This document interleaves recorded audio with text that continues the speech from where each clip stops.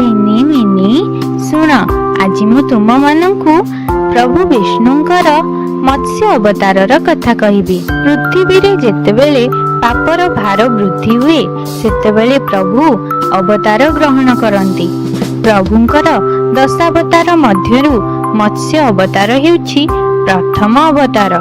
ଅନେକ ଯୁଗ ତଳର କଥା। ବ୍ରହ୍ମଦେବ 4ଟି ବେଦ ରଚନା କରିଥିଲେ। ବ୍ରହ୍ମଦେବ ଯେତେବେଳେ ଟିକିଏ ବିଶ୍ରାମ ନେଲେ, ସେହି ସୁଯୋଗରେ ହୟଗ୍ରୀବ ନାମକ ଜଣେ ରାକ୍ଷସ 4ଟି ବେଦକୁ ଅପହରଣ କରି ନେଇଗଲା। ସଂସାରରେ ବେଦ ନ ରହିବାରୁ ମନୁଷ୍ୟ ମଧ୍ୟରେ ଧର୍ମ ଭାବନା ଲୁପ୍ତ ହୋଇଗଲା। ମନୁଷ୍ୟ ଅହଙ୍କାରୀ, ହିଂସ୍ର ହୋଇଗଲା। ଏସବୁ ଦେଖି ମହେଶ୍ୱର ଅତ୍ୟନ୍ତ କ୍ରୋଧିତ ହୋଇଗଲେ। ସେତେବେଳେ ତ୍ରିଦେବ ମିଶି ନୂତନ ସୃଷ୍ଟିର ଆରମ୍ଭ କରିବା ପାଇଁ ଚିନ୍ତା କଲେ। ସେଥିପାଇଁ ସମ୍ପୂର୍ଣ୍ଣ ପୃଥିବୀକୁ ଜଳମଗ୍ନ କରିବାର ନିଷ୍ପତ୍ତି ନିଆଗଲା। ତେଣୁ ପ୍ରଥମେ ପ୍ରଭୁ ନାରାୟଣ ମତ୍ସ୍ୟ ଅବତାର ଗ୍ରହଣ କଲେ। ଦିନେ ରାଜା ମନୁ ନଦୀରେ ସ୍ନାନ କରୁଥିଲେ। ସ୍ନାନ କର୍ମ ସାରି ସୂର୍ଯ୍ୟ ନାରାୟଣଙ୍କୁ ଅର୍ଘ୍ୟ ଢାଳିବା ପାଇଁ ହସ୍ତରେ ଜଳ ଧାରଣ କରିଲେ। ସେହି ସମୟରେ ସେ ଏକ ଶବ୍ଦ ଶୁଣିବାକୁ ପାଇଲେ। ମହାରାଜ, ମହାରାଜ, ମୋର ସହାୟତା କରନ୍ତୁ, ମୋତେ ବଞ୍ଚାନ୍ତୁ। ସେତେବେଳେ ରାଜା ଦେଖିଲେ ସେ ହସ୍ତରେ ଧରିଥିବା ଜଳରେ ଗୋଟିଏ ଛୋଟ ମତ୍ସ୍ୟଟିଏ ଅଛି। ସେ କହୁଛି, ମହାରାଜ, ମହାରାଜ, ମୋତେ କୃପା କରି ନଦୀ ମଧ୍ୟରେ ପୁଣି ଥରେ ଛାଡ଼ନ୍ତୁ ନାହିଁ। ସେଥିରେ ଥିବା ବଡ଼ ବଡ଼ ମତ୍ସ୍ୟମାନେ ମୋତେ ଖାଇଦେବେ। ମୋତେ ବଞ୍ଚାନ୍ତୁ, ମୋତେ ରକ୍ଷା କରନ୍ତୁ। ଆପଣ ଏତେ ବଡ଼ ରାଜା, ଆପଣ ମୋତେ ଆଶ୍ରୟ ଦିଅନ୍ତୁ ମହାରାଜ। ଏତିକି ଶୁଣି ରାଜାଙ୍କ ମନରେ ଗର୍ବ ଭାବ ଆସିଲା।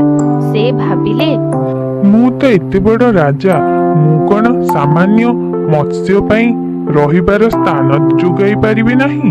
ଏହାପରେ ରାଜା ତାକୁ ନିଜର କମଣ୍ଡଳରେ ରଖିଦେଲେ।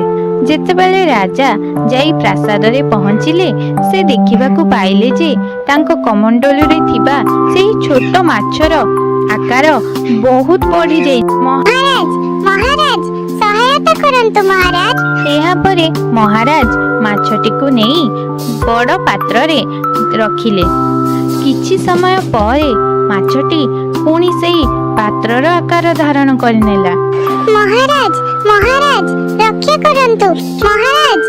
ମହାରାଜା ପୁଣି ଥରେ ମାଛଟିକୁ ନେଇ ଏକ ବଡ଼ ପାତ୍ରରେ ରଖିଲେ। କିଛି ସମୟ ପରେ ମହାରାଜ ପୁଣି ଦେଖିଲେ ଯେ ମାଛଟି ପୁନଶ୍ଚ ସେହି ବଡ଼ ଆକାର ଥିବା ପାତ୍ରର ଆକାର ଧାରଣ କରିନେଇଛି। ଏଥର ମହାରାଜ ମାଛଟିକୁ ନେଇ ପ୍ରାସାଦ ନିକଟର ପୁଷ୍କରିଣୀରେ ରଖିଲେ। ମାଛଟି ପୁନଶ୍ଚ ସେହି ପୁଷ୍କରିଣୀର ଆକାର ଧାରଣ କରିନେଲା। ମହାରାଜ, ମହାରାଜ, ରକ୍ଷା କରନ୍ତୁ ମହାରାଜ।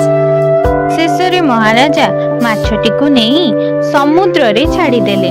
କିନ୍ତୁ ଏଥର ମଧ୍ୟ ମାଛଟି ବିରାଟ ସମୁଦ୍ରର ଆକାର ଧାରଣ କରିନେଲା। ସେତେବେଳେ ରାଜାଙ୍କର ଗର୍ବ ଚୂର୍ଣ୍ଣ ହୋଇଗଲା। ସେ ବୁଝିପାରିଲେ ଯେ ଏହା କୌଣସି ସାମାନ୍ୟ ସାଧାରଣ ମତ୍ସ୍ୟ ନୁହେଁ। ତେଣୁ ରାଜା କହିଲେ, ହେ ମତ୍ସ୍ୟ, ଆପଣ କୌଣସି ସାଧାରଣ ମତ୍ସ୍ୟ ନୁହନ୍ତି। କୃପା କରି ମୋତେ ଆପଣଙ୍କର ପରିଚୟ ପ୍ରଦାନ କରନ୍ତୁ। ସେହି ସମୟରେ ଏକ ଦିବ୍ୟ ଆଲୋକର ସହିତ ମହାପ୍ରଭୁ ନାରାୟଣ ସେଠାରେ ମତ୍ସ୍ୟ ଅବତାରରେ ପ୍ରକଟ ହେଲେ। ତାଙ୍କୁ ଦେଖି ରାଜା ନତମସ୍ତକ ହୋଇଗଲେ। ଏହାପରେ ପ୍ରଭୁ ତାଙ୍କୁ କହିଲେ, ରାଜା, ମୋର ଆଦେଶ ପାଳନ କର। କିଛି ଦିନ ପରେ ପୃଥିବୀ ଜଳମଗ୍ନ ହୋଇଯିବ। କେହି ମଧ୍ୟ ଏଠାରେ ଜୀବନ ଧାରଣ କରି ରହିପାରିବେ ନାହିଁ।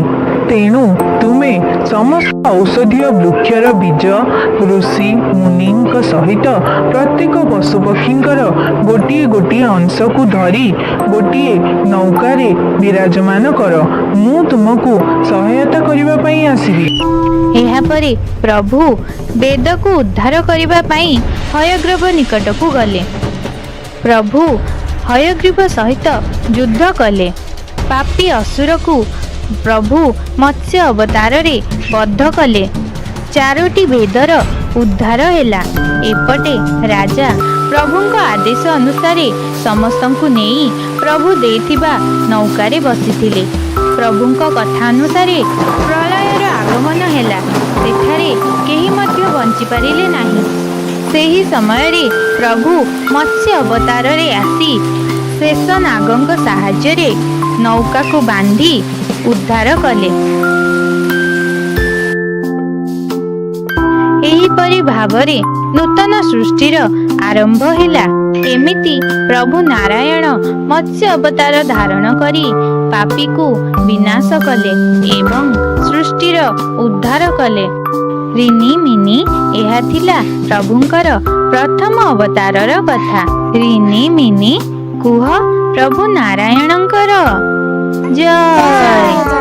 ସାଙ୍ଗମାନେ, କାହାଣୀଟି ଭଲ ଲାଗିଥିଲେ ଭିଡିଓକୁ ଲାଇକ୍ କରନ୍ତୁ। ଏମିତି ଆହୁରି ଭଲ ଭଲ କାହାଣୀ ଦେଖିବା ପାଇଁ ଚ୍ୟାନେଲକୁ ସବସ୍କ୍ରାଇବ୍ କରନ୍ତୁ। ଆଉ ହଁ, ବେଲ୍ ଆଇକନ୍କୁ ପ୍ରେସ୍ କରିବାକୁ ଭୁଲନ୍ତୁ ନାହିଁ। କାହାଣୀଟିକୁ ପୁରା ଦେଖିଥିବାରୁ ଧନ୍ୟବାଦ।